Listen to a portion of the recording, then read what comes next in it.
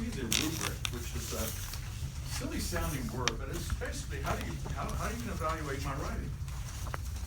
And there's 100 points you can earn. All right, that's what I'm going to judge you on.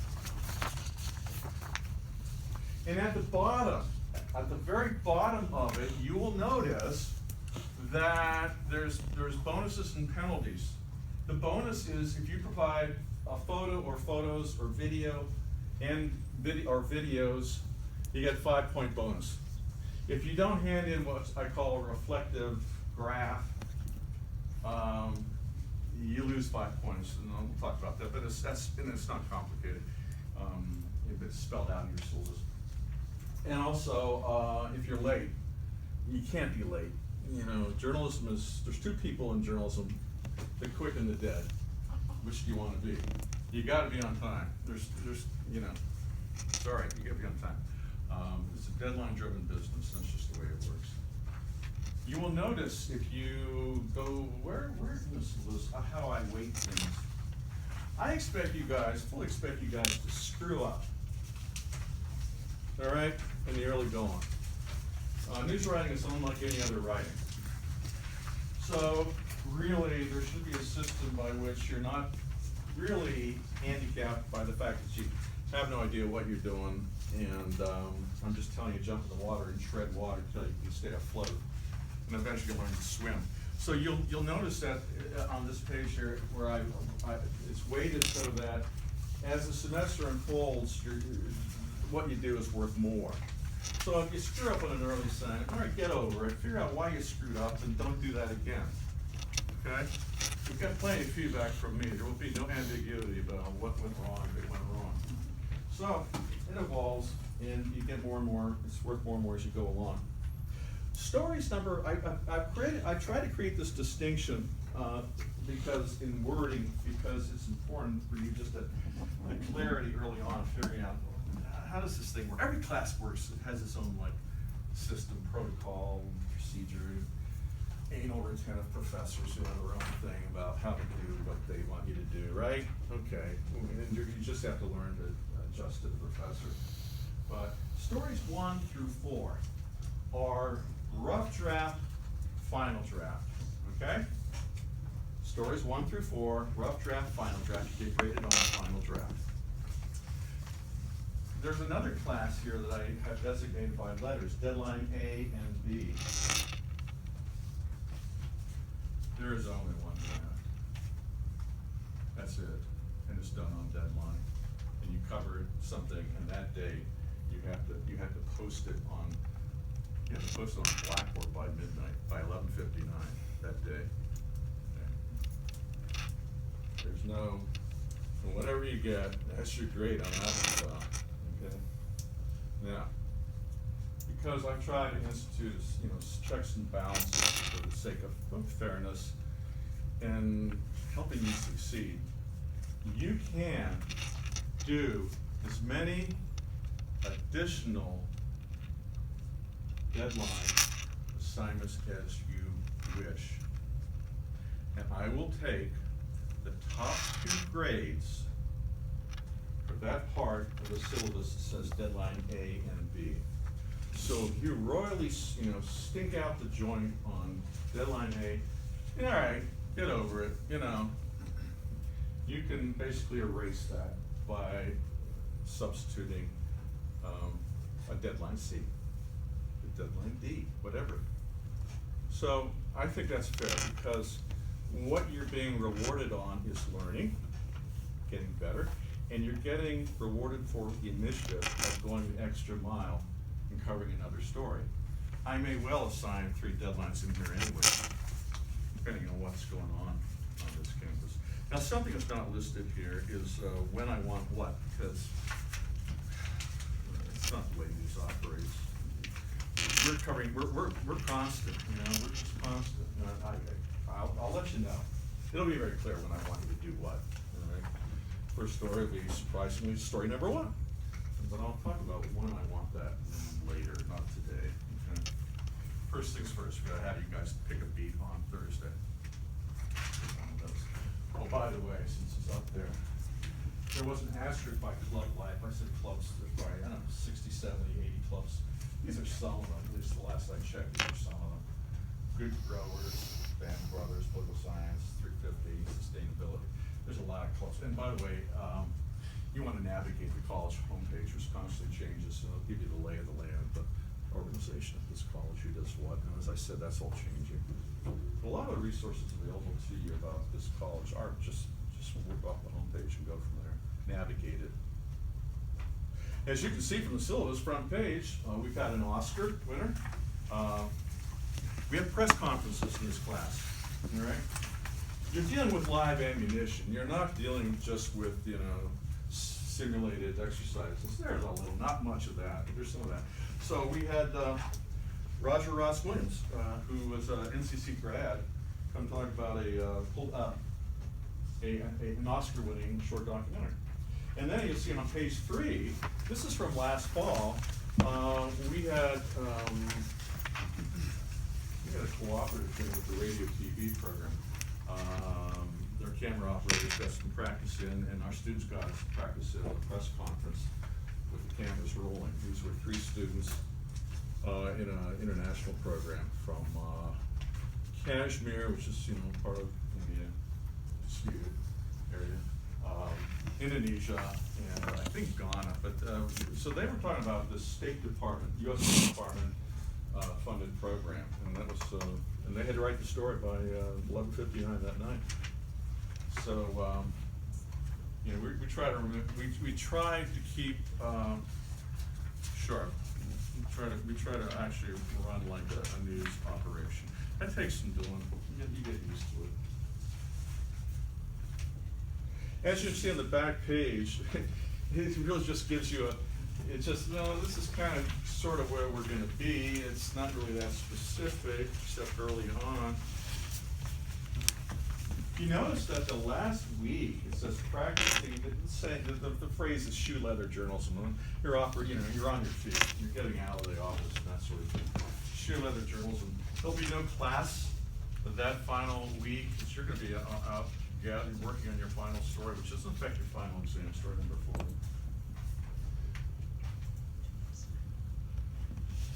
There's a consultation week.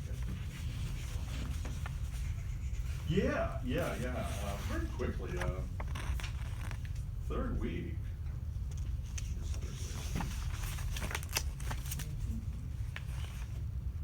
Oh. I looked off the date. Okay. 4th week. The 4th week, there'll be consultation and shadowing of some. The consultation is, there'll be no classes that week in here. In lieu of that, you are going to meet with me in my office for about 20 minutes. It could be a little 25 minutes, depends. But every half hour I have a scheduled appointment with you, one of you, to talk about how it's going, so that we can have that conversation when there's still time to do something about it if something's not going that well. Okay, so there'll be a sign-up sheet for that, and we'll try to make sure we have the time available to you to meet with me. That works with your schedule, but there'll be no classes in here for this class that week. Also that week is shadowing, and I realize it may not be possible to get that journalist to see you, to do his thing or her thing with you tagging along that particular week, but I'm not double dipping. I'm giving you time. And this is something that you're going to want to try to get to and set up sooner rather than later. If you get that journalist, it could be at any news operation. You could be a blogger. It could be at a newspaper. It could be at a weekly newspaper, a daily newspaper. It could be a TV station. It could be Channel 39, public TV in the Valley. It could be Channel 69, WFNZ, Salisbury Township, I think they're based. That's the Allentown area. And you basically find out what it's like to be that person, their job is like, and find out if you're thinking going into a news job, whether right now you think this is something you like or not. And because it isn't, we want you to find something else to pursue, not spin your wheels in something that's just not comfortable for you or not a good fit. Okay.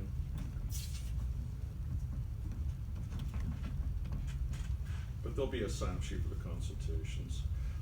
And don't be, and you can go anywhere. If you wanna go down to Philly or New York, you know, you're from Pittsburgh, you wanna find somebody in Pittsburgh, you're going home to visit, I don't care where they are, as long as they're, you know, what we consider news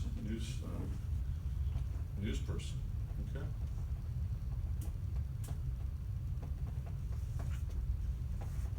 Where the hell did they put these tables? Still stuck on it. You can actually sit, there's actually computers for you guys. It's just an odd configuration. Okay, let me show you some other stuff and go back here onto the Blackboard site.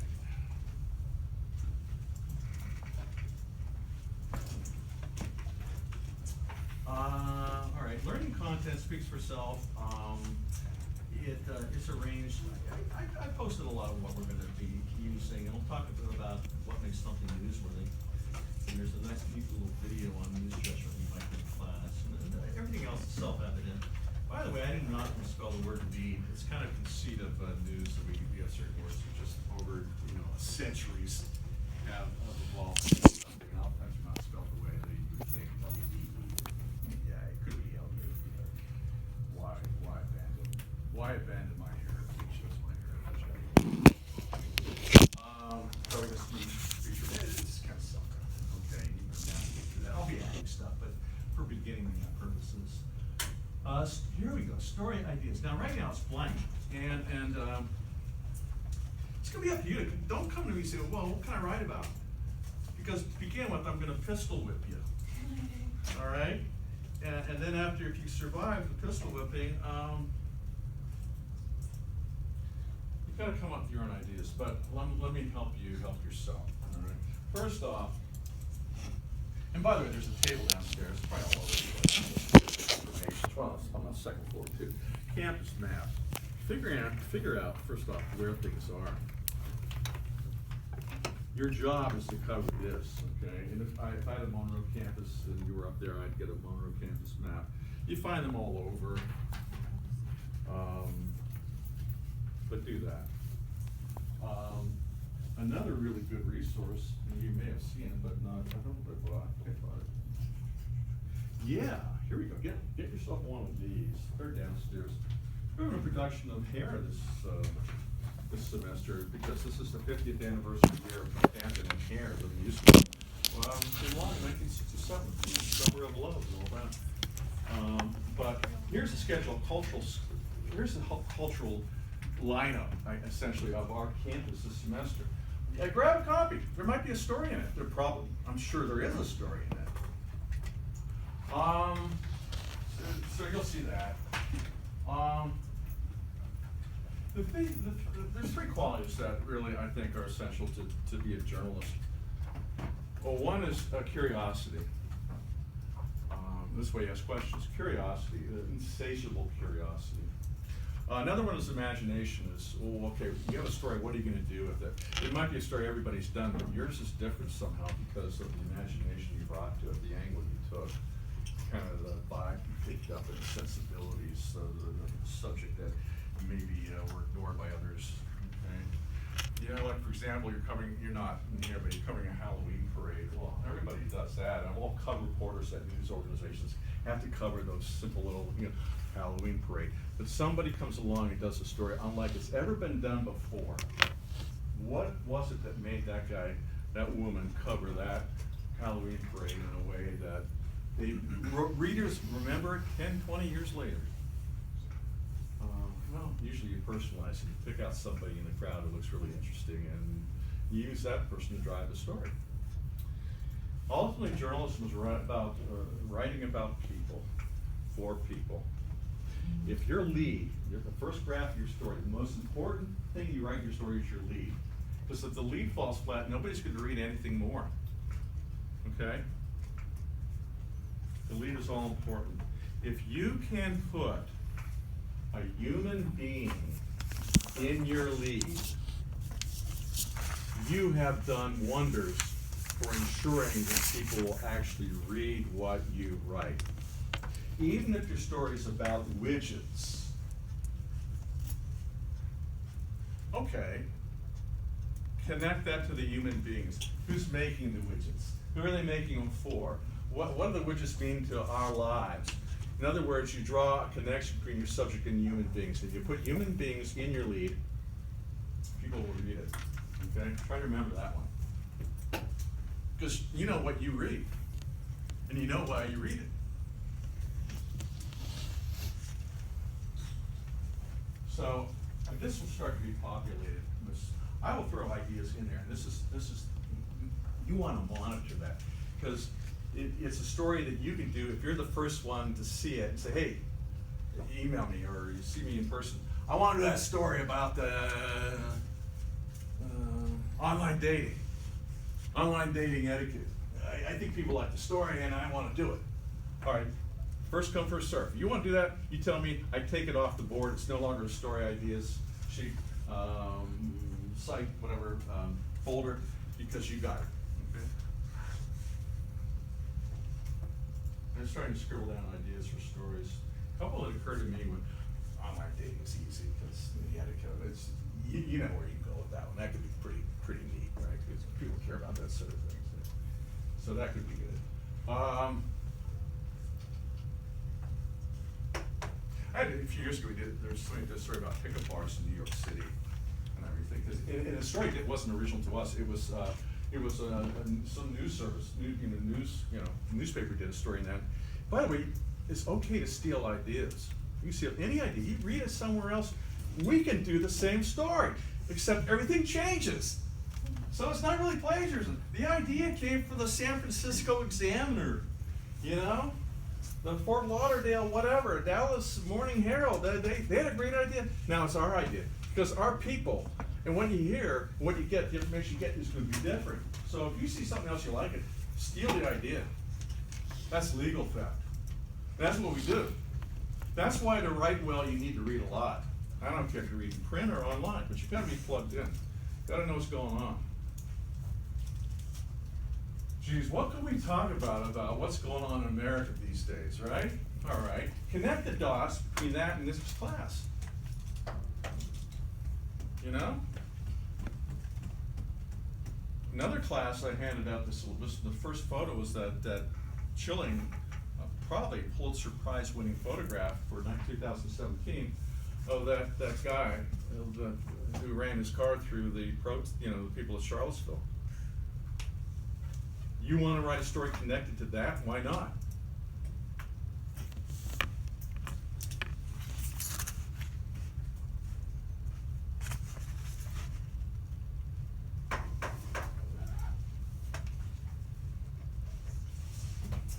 What makes news news? Let me turn this off. I like to blind myself for about half an hour, and then after I'm blind, I just like to worry about one thing or another. We can hit the mute button here somewhere. Okay, so, question. What makes something, and you guys who've had me before already know it, but what makes news? What makes it something newsworthy? What makes it newsworthy? Well, you can all chime in, but somebody who's brand new to me, yeah. Current events. Pardon? Current events. Or like what's going on. Yeah, you know what? Yeah, hold up. You're sort of right. Yeah. There's an acronym.